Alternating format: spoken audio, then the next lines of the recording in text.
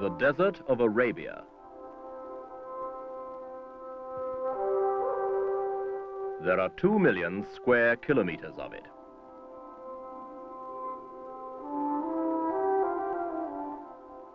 As hot as the sting of the scorpion, as capricious as the sudden start of the bird, and as shifty as the rat.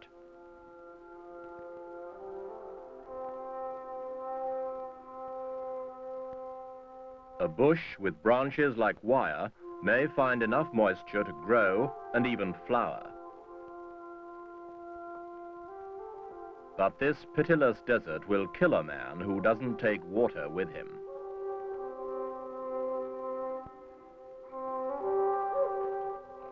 Even for the Bedouin Arabs who navigate it, the desert imposes its own conditions.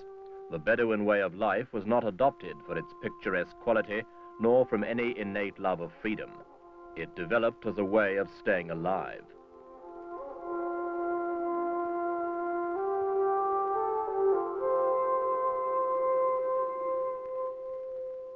It teaches men to accept fate and to go their own way. It teaches them to trust their animals, to be content with little, to tread carefully, and to be wary of strangers. And yet this vast, stifling country attracts 500,000 strangers every year. In this issue, Echo looks at a mysterious, contradictory nation, Saudi Arabia.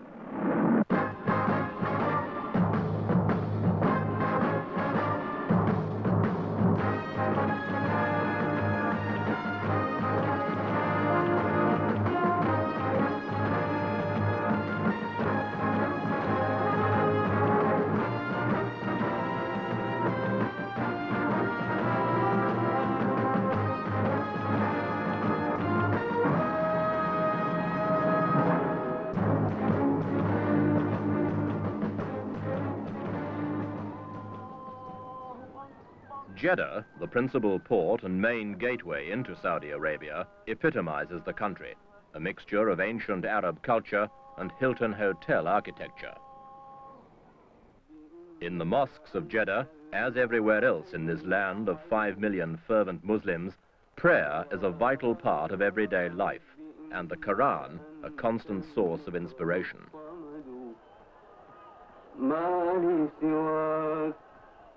For of all the Muslim religion's 700 million adherents, none keep the faith more strictly than the Saudi Arabians. Until comparatively recently the incorruptible bastion of Puritan rigor, this country went unchanged and unchangeable for 13 centuries, since the time of the Prophet Muhammad himself.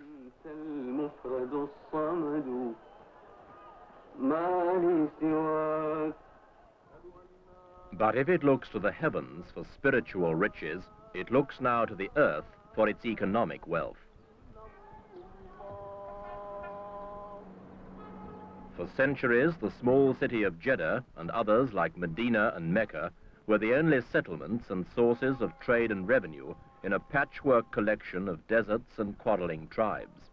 It was not until the turn of this century that an Arab ruler, Abdul Aziz ibn Saud, began to piece together this jigsaw to make one kingdom.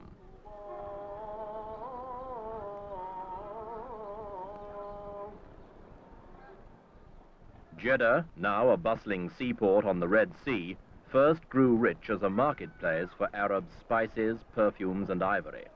Today it's still a trading post, but its wealth stems from travelers, not spices, and not from ivory, but oil. Together they have brought Saudi Arabia the riches of the world. Every street has its money changer. And every street corner has its bank.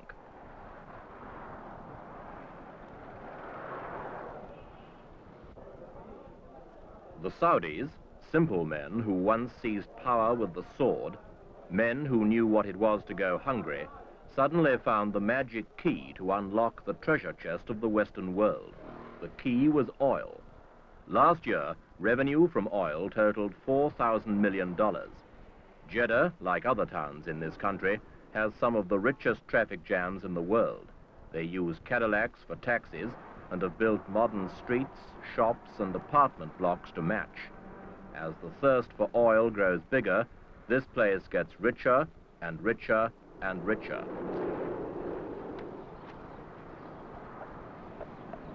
Such incredible wealth has fundamentally changed this once dusty little town and its people. Western money has brought Western attitudes along with it. In a generation, a new society has been created and Bedouins have become businessmen. Sheikh Ashmawi's family once sold camels. He's in computers. Our company has started in 1948 and we have many connections with world famous companies and with vast communications. We deal with England, America and lately Germany, but only in furniture. As my wife is German, she is taking this as her personal hobby and she is running our stores as far as the furniture is concerned. She does the buying and she is completely responsible for this aspect of our business.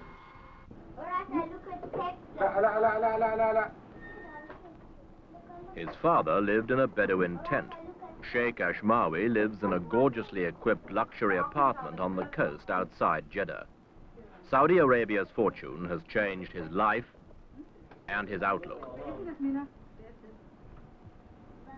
His daughter speaks English. His wife succeeds in what was a strictly masculine society. And his son will inherit a complex international business.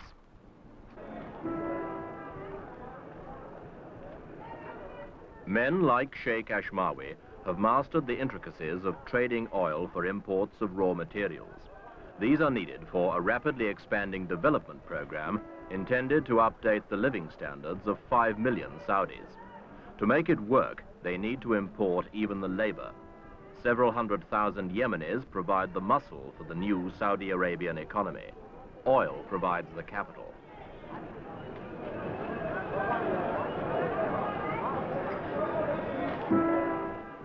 Every day, Jeddah sees the flow of products from the factories of the Western world. Cement to build, cars to drive, clothes to wear, seed to sow, and food to eat. Across the trade routes of the world come cargoes attracted by the money that crude oil leaves behind.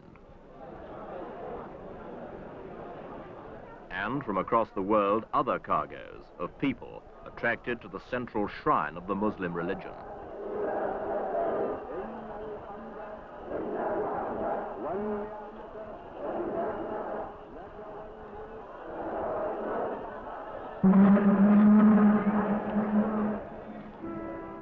More than 500,000 people come to Saudi Arabia every year in fulfillment of their sacred duty to make the pilgrimage to Mecca at least once in their lifetimes.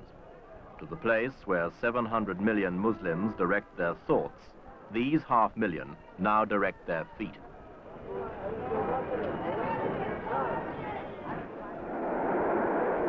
They used to come by camel, now they come by comet.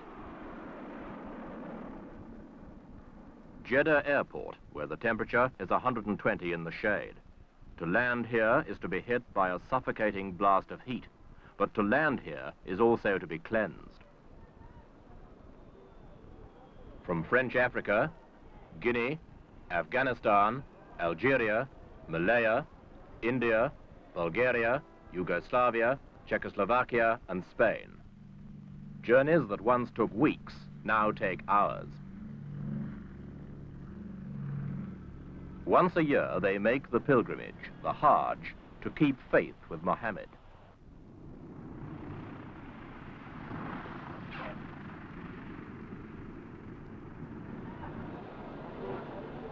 Saudi Arabia's responsibility as the protector of the Muslim faith is a serious one.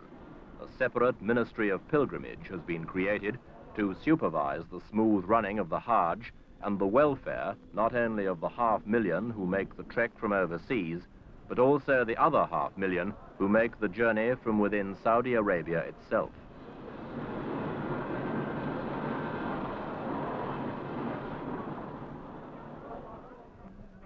Two new pilgrim cities have been built near Jeddah to accommodate them. Fleets of buses are provided to take them the 50 miles to Mecca, and new roads, built by British and Italian engineers, have been laid down to smooth the journey.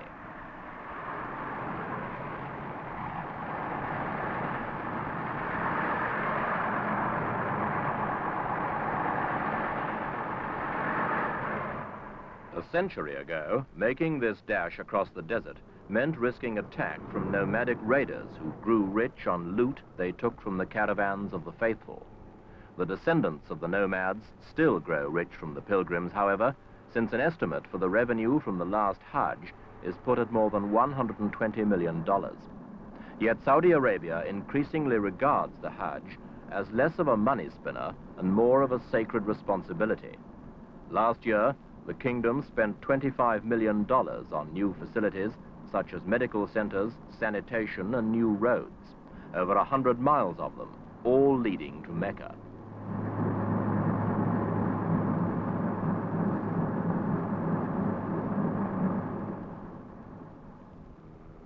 Fittingly, it is on the road to Mecca that the two major influences on the kingdom of Saudi Arabia cut across one another.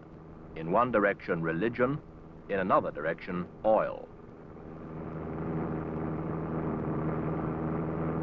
Saudi Arabia was the first of the Arab countries to reap the benefit of the world's most important fuel. Millions and millions of tons have already been pumped out, but it's been estimated that half the world's known reserves of crude oil still lie beneath this barren, featureless desert. And this nation's income of $4,000 million a year is likely to compound by 10% a year for the next decade at least.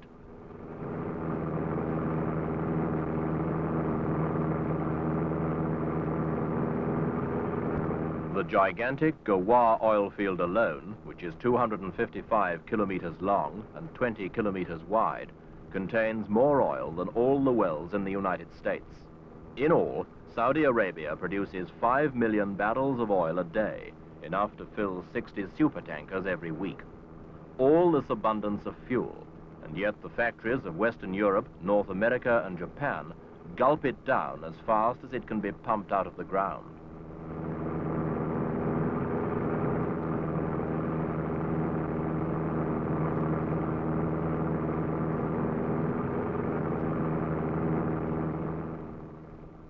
Saudi Arabia, just a dot on the map, has the best part of the industrial world tied to it because of the need for more and more oil. Tankers as big as blocks of flats queue up to carry it away, and the industrial nations queue up to pay for it. By 1980, Saudi Arabia will be producing half of all the oil they will need. It is the giant of the oil world, growing bigger and more important as other oil sources slowly run dry. And that means more money, more power, and more influence on the affairs of our time.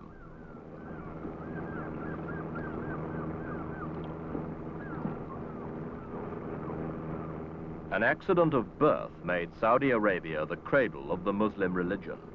An accident of nature provided it with almost unlimited wealth. To paraphrase an old Bedouin salutation, God has smoothed Saudi Arabia's path.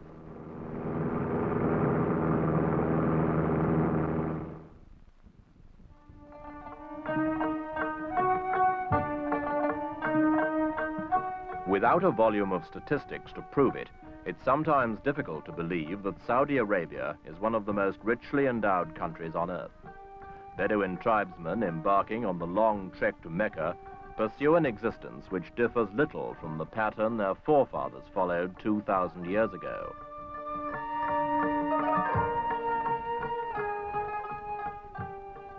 They come from Saudi Arabia's empty quarter, a seemingly endless expanse of sand where nature is capricious and shifty, a land of searing heat and occasional rainstorms, where the very shapes of the sand dunes are continually changed by the winds, where oases which were sweet one year are bitter the next, where to plant a seed is an act of hope, and to see it wither away before bearing fruit is not to be surprised.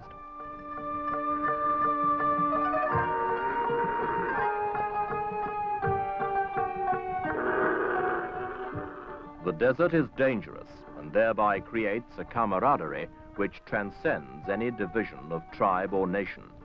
The desert can kill a man, but another man might save his life. Therefore, the hospitality of these nomads is profuse and unlimited. These people have never been touched by successive conquests of the Arabian Peninsula, and they are largely untouched by the new wealth which nature has revealed beneath their feet. What they do have is a faith, and once a year, they too join the mass migration to Mecca, the Hajj. By night as well as day, teeming thousands pour into the town of Jeddah. If it looks like Las Vegas, the similarity stops there. No wine, women, or song are allowed to sully the solemnity of the Hajj, and through the Arabian night, long convoys push on into the desert. For some, the road to Mecca is a smooth cruise in a car. For others, a camel ride or a long walk.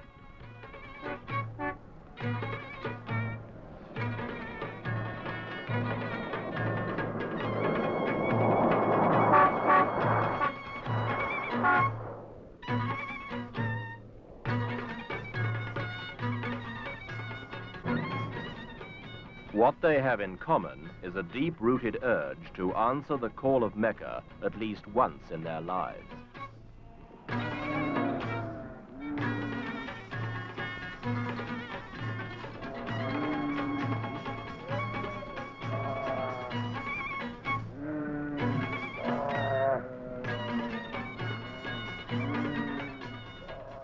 Each year, the numbers of Hajj pilgrims seem to multiply, partly due to the fact that the Muslim world itself is increasing by about 10 million people a year, partly due to swift, cheap air transport, and in some part at least, due to a resurgence of simple belief in a complicated world.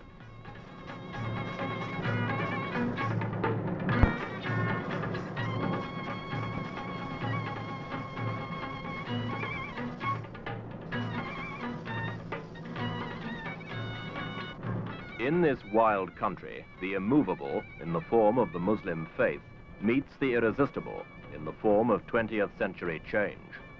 But it seems to make little impression on the old.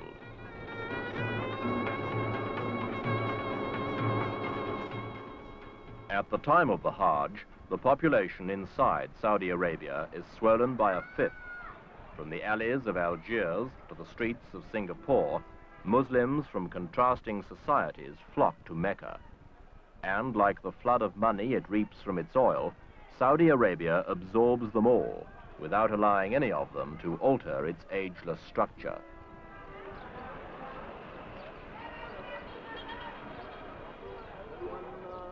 At the gates of Mecca stands the tented city. Here on the plain of Arafat, the pilgrimage of the Hajj reaches its climax. From here, the ritual begins.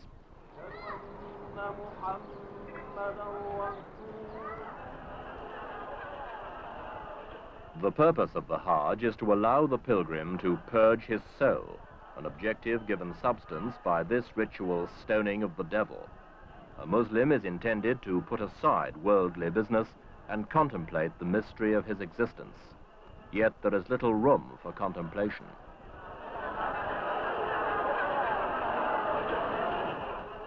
At the core of this sacred edifice, the sheer weight of numbers makes it difficult to sustain the basic simplicity of the pilgrimage to Mecca. What was once an opportunity for a man to ponder the marvel of Muhammad's teachings, which began here and now influences 1/5 of the world, has taken on the appearance of a gigantic package tour.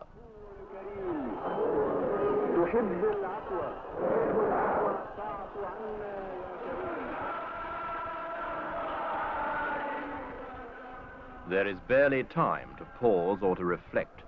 Those who travel thousands of miles to gaze at the shrine the black-draped Kaaba, the house of Allah, do so in the company of 300,000 others.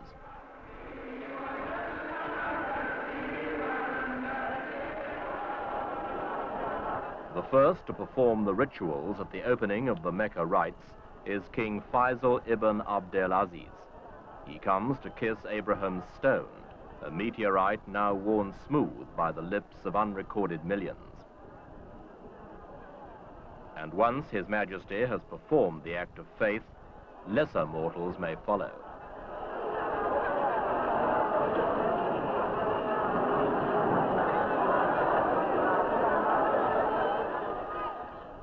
From this moment, 1 million more pilgrims, some here, some still wending their way, will obey the ancient precepts of the Hajj, all minutely described and all to be rigidly observed.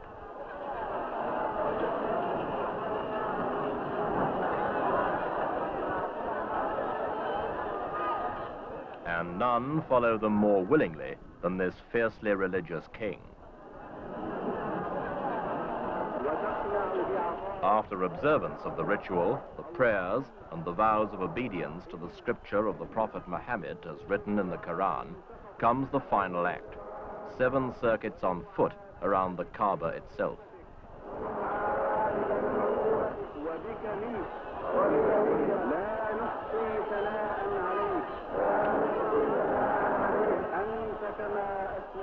The Kaaba is said to have been built by Abraham on the site of the Garden of Eden, and is the focal point of all Muslim belief.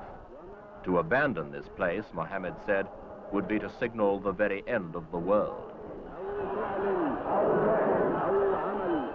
It is far from being abandoned. Each year, more pilgrims come here. Each day, 1/5 of the world's population turn their thoughts here. And Saudi Arabia is guardian of it all.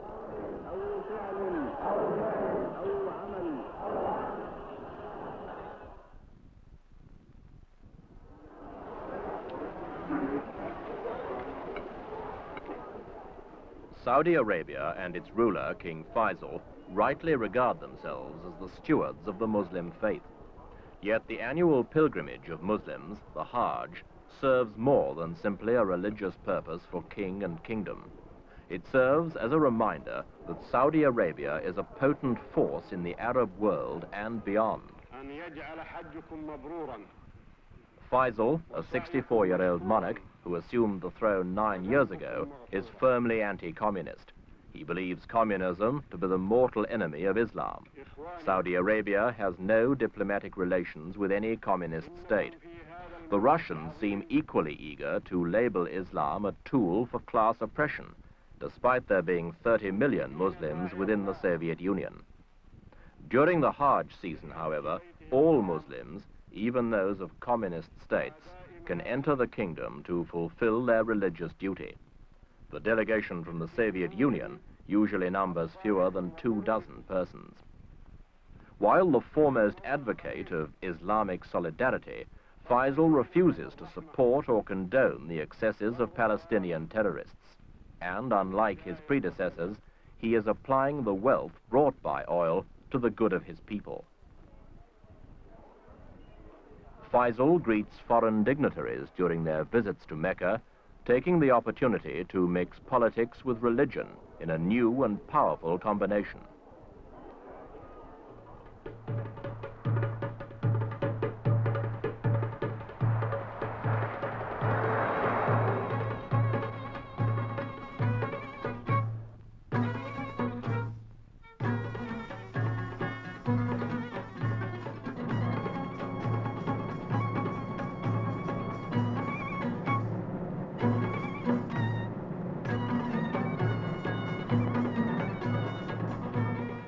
Religion provides Saudi Arabia with its heart, but oil provides it with the muscle.